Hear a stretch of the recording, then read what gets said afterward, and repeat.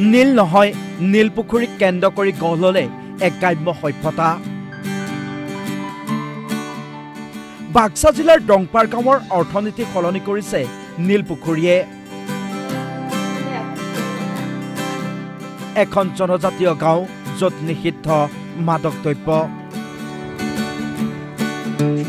সেউজীয়া আৱৰণৰ মাজত এই যে পুখুৰীটো দেখিছে, এই পুখুৰীটোৱে সলনি কৰিলে এখন গাঁৱৰ সামগ্ৰিক পৰিৱেশ। 6 বিঘা মাটিকালিৰে প্ৰায় 1 শতিকা পূৰ্বে ৰাইজে খন্দা এই পুখুৰীটো জনাজাত নীলপুখুৰী নামেৰে। আমি উপস্থিত আছোঁ বাক্সা জিলাৰ এখন গাঁও, সৰু গাঁও, নাম হৈছে ডংপাৰ। আৰু এই ডংপাৰ গাঁৱত আমাৰ পিছফালে থকা এয়া হৈছে নীলপুখুৰী। আৰু নীলপুখুৰীক কেন্দ্ৰ কৰি গঢ়ি উঠিছে এখন গাঁৱৰ সভ্যতা। আৰু এই পুখুৰীক কেন্দ্ৰ কৰি তেওঁলোকে অজস্ৰ মাটি বাৰী ক্ৰয় কৰিছে আৰু ৰাইজে জীৱিকাৰ সন্ধান লাভ কৰিছে।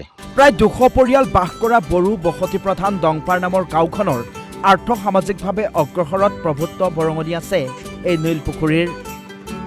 100 বছৰ পূৰ্বে তেতিয়া গাঁওবাসীয়ে হাবি ভাঙি খেতিপথাৰৰ পৰিৱৰ্তে খান্দে এই পুখুৰীটো। মীন পালনৰ লগতে পুখুৰীটোৰ পাৰত ৰুৱে বহু মূল্যৱান গছপুলি। 100 বছৰৰ ভিতৰত পুখুৰীটোৱে সলনি কৰি দিলে গাঁৱৰ আৰ্থিক অৱস্থা। ৰাইজে সেইটো বস্তুটো আমাৰ এতিয়া পৰিসংখ্যান দি আমাৰ মোটামুটি বছৰত আমাৰ 17,000 18,000 টকা পায়। সেই বস্তুটো আমি এতিয়া ৰাইজে খৰচ কৰোঁ। আৰু তাৰপিছত আমাৰ 80 বিঘা 90 বিঘা মাটি আছে আমাৰ ৰাইজত।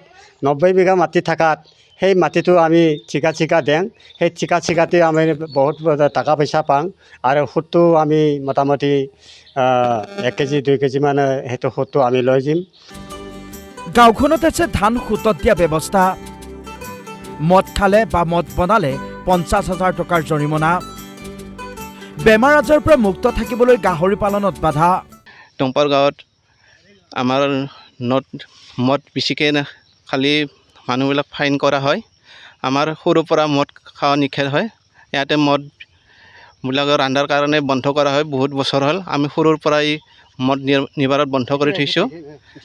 আৰু ডংপাৰ গাঁৱত যিমান কাম কাজ কৰে নিজৰ ৰাইজে নিজৰ হাতে খৰচ লৈয়ে কাম কৰি থাকে।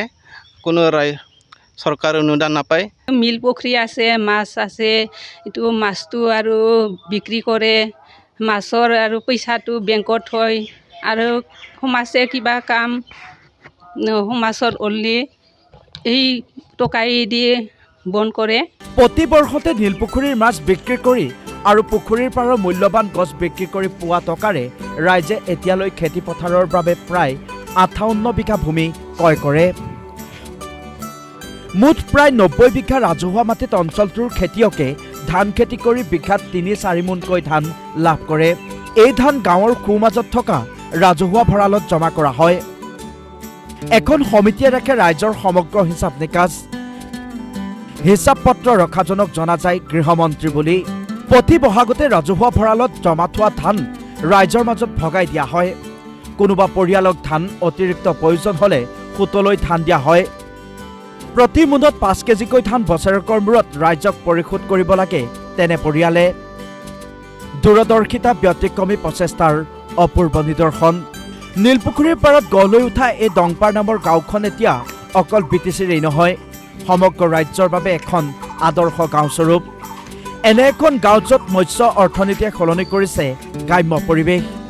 প্ৰশ্ন হ'ল, এনে গাঁৱৰ ওপৰত চকু পৰিবনে BTC প্ৰশাসন অথবা ৰাজ্য চৰকাৰৰ?